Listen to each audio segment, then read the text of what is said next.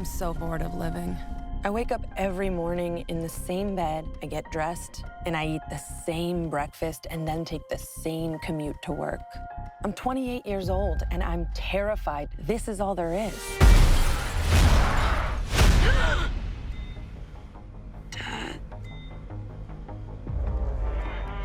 Is this a dream? Well, partly.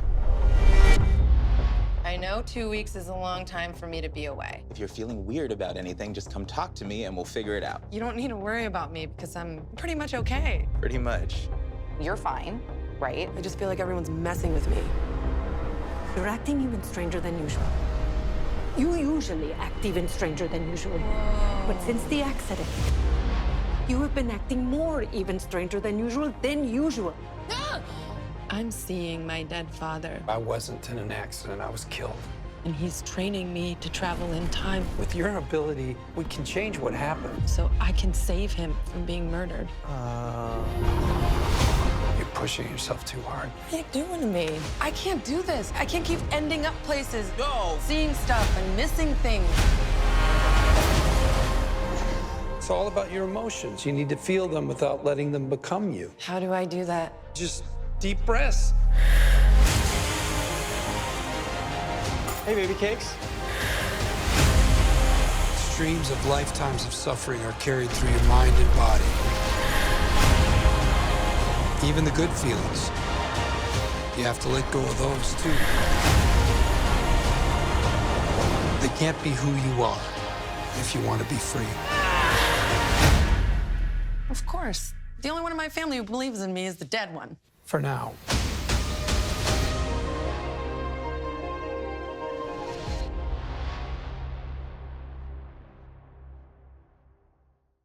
Hi, thanks for talking to us today. I really enjoyed, well, I should say all of it because I binged a season and a half in one day. So, but I very much enjoyed it. So can you kind of maybe talk about what the, I guess, overall messages you want people to get from this season? What do you want them to take away from it? I think this is going to annoy you because this is a very open-ended answer to your open-ended question. But I think everyone's going to get something different from it. I mean, I would want people to go in, you know, depending on where they are in their own journey, they're going to meet it at some point, and hopefully they'll take something meaningful from it and continue along their journey. I'm sorry, Kate, that feels like the answer you would give. I really stole your, I've been doing interviews with you all day and I've vibed onto your wavelength. I love it. But I think that's the truth, is that there is no set message or one single takeaway that we want people to get. You know, I don't think it's a didactic show like that. It's not about, you know, we are the tea kettle and our audience is the cups, and we're going to pour tea into their cups. You know, we want everyone to bring their own tea, and we're gonna have a big tea party, and we're gonna mix it all together. And when your tea meets our tea, oh baby, that's what we call a suicide. Okay. It's the most amazing metaphor I've ever heard. Thank you. Come to our tea party. Mm-hmm. Next up, we have Joe from Cherry the Geek TV. Hello, thanks for chatting with us today. Season 2 feels a lot more expansive than season 1. It seems bigger, bigger story, bigger effects, bigger world that you're exploring. I want to go back to season 1 for a sec. I'm interested in getting both your takes on how you both perceived season 1 creatively, and how you think it turned out, and based on your personal opinions and maybe feedback that you got from viewers online, both positive and if there was negative feedback, what did you take from that and apply when developing season 2? Well, I think what worked really well in season 1 is the character relationships and the dynamics and the strength of character. That no matter kind of how fantastical it gets or how ungrounded it gets and how much reality shifts or changes, what always draws you in or brings you back is these characters, their emotions, what they're going through, how they're growing and changing. So we know that we need that always as the heart of the show. Like these characters, their relationships and what they're feeling and what they're learning and what they're challenged by. So that was important. We know the family is so strong, and especially the sisters and their relationship with their mother, and that kind of triangle is really a powerful triangle in the show. And so it became clear to us from the first season that we wanted to go deeper with those relationships. And I think with the Camilla character and the Becca character, we gave them a lot more in this season in terms of like backstory for Camilla. And with Becca, she became more dimensionalized as she went on the journey of traveling and discovering and going deeper within the family lineage and a sense within herself at the same time, kind of inward and outward. So it was fun to do that with those characters. Now from the Nikkei News is Hiromi Sato. Hello, thank you for chatting with us today. So I'm curious, what was the most challenging part for you when you create season 2? Raphael, do you have something? Yeah, actually, I would like to ask the most challenging part. It's my first question. And the second question, if you have some experiment on season 2, I would like to know. Yeah, well, I think from a creative standpoint, you know, it's always challenging with a season 2, especially when you make a season 1 that you're really proud of, that you think really connects with people. You know, how do you keep what's special about season 1 without repeating what's special about season 1? You know, how do you hold on to the people that love what you did while also pushing to new places and not feeling repetitive? So I think our challenge was to not get too comfortable or to not be precious about anything, or to think like, well, you know, Undone has to be like this, or this is the kind of story we have to tell with Undone, you know, and to really push ourselves to go, okay, what if we dropped that element so that we could explore this element instead? Or what if we dropped that relationship so we could create these new relationships, while also, again, holding on to enough of what made the first season special and exciting and building from there. And for me personally, as kind of head writer, of course, the writing and production is like, you know, a year-long labor. It's so painful and complicated.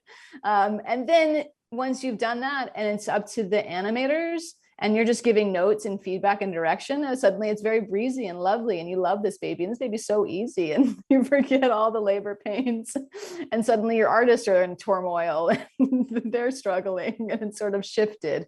So we all kind of carry the weight of that burden throughout the course of the season, but do it together. Okay, now we're going to go back. We're going to go back to Jamie, please. Can you talk a bit about sort of getting the representation of mental health right, and sort of the process you went through to make sure that it worked out right? Yeah, I mean, I think one thing we never say that Alma is mentally ill. We say that she's having an experience and it's specific to her. And I mean, I have schizophrenia in my family, so it's based on my grandmother had schizophrenia, and we have depression and anxiety. And but then there's quite a bit in my family too of people kind of reporting mystical experiences and visions. I mean, kind of privately to each other.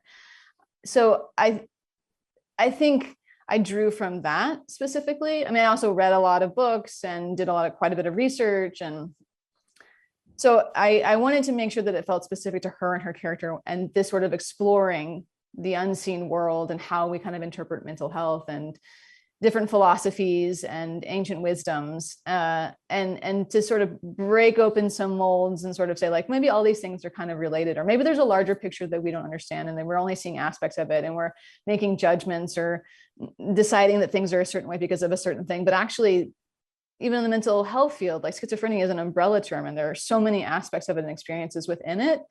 And there's so much we don't know or understand, and we don't quite know how to treat it. And of course, there are many ancient traditions who talk about kind of these mental illness states actually being gifts from the spirit realm to sort of wake us up and say, you know, this is your grandmother pulling through and saying, wake up, you're on the wrong path. You're feeling this way because you need to feel this way to change your direction.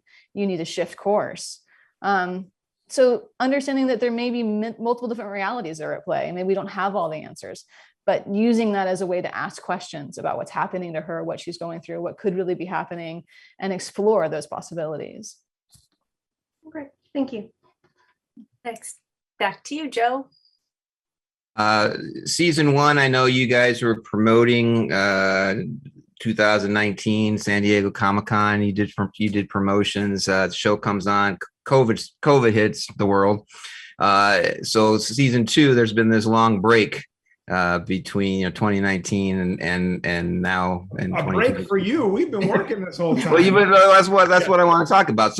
So what was I know, like, from a production standpoint, COVID, of course, there's all these additional challenges that I'd like for you to address. But from the writing standpoint and from a planning standpoint, did that longer gap help the process, do you think? Because was there more time where you could process things and think things through and focus on tweaking the scripts, or was that all done before COVID and then the production was the main thing that was hit? I mean, I think there was sort of more time, and it felt like there was more breathing room and there was less pressure because things kept getting kind of punted and shifted as we had to figure out new ways of shooting within COVID regulations. There was more breathing room, but also more fear of breathing. Right. Especially in public. Yeah. So I think it took the pressure off in a way. I mean, I think it off of us as the creatives. I think as the producers, it put a ton more pressure on them. Yeah. So great for us, not great for our producers. And also us as producers. That's true. We are also producers. We should also be very concerned about yeah, much easier. Creative hat. Yay! Producer hat. Oh no. It was difficult. Yeah, I mean, so most of the writing, I think, was actually done before the pandemic hit. The writer's room was closed. I mean, Kate is always tinkering with the scripts all the way until we shoot. But we were supposed to start shooting in, I believe, April of 2020. So we were like about to go, and then it's like, maybe we need to push this back a couple weeks. Maybe more than a couple weeks. And then we were one of the first shows back in production during COVID because of the way we shoot. We could be very safe about things, and we could limit the number of people on set at a time, and we could follow certain protocols that other productions were not able to follow. So we did get started back up again quickly, but it was a very different production process than season 1. And again, there are pros and cons to that, and things we learned that are very exciting and things that were just a little annoying. Hiromi, back to you, please. Hey, I have a related question. So why you said annoying? So what was annoying? What was annoying? Well, for example, I mean, our director who lives in Amsterdam couldn't come to America. Like, the international travel was not happening. So he had to direct from his home at his laptop, which I think he would have preferred to have been there to actually talk to the actors and talk to the camera crew. That was a little annoying. We also had to, I remember there was one scene where we actually had to put like a plate of glass between two actors just to be extra safe. And, because of the rotoscope process, we could just get rid of the plate of glass and you don't even see it in the thing. Ideally, when you're watching the show, you're not thinking about COVID at all. If we did our jobs correctly, you're not thinking about like, oh, they could only have 2 to 3 actors in a room at a time. So in these scenes with 4 actors, it was actually shot on 2 different days, and they're looking at dummy heads, and we composite it all together. Hopefully that's not evident while watching the show, but those are some ways in which things got a little annoying. Or like in the funeral scene where everyone comes together for the reception at Alma's house in the final episode, there was no hugging. The actors couldn't hug each other. And so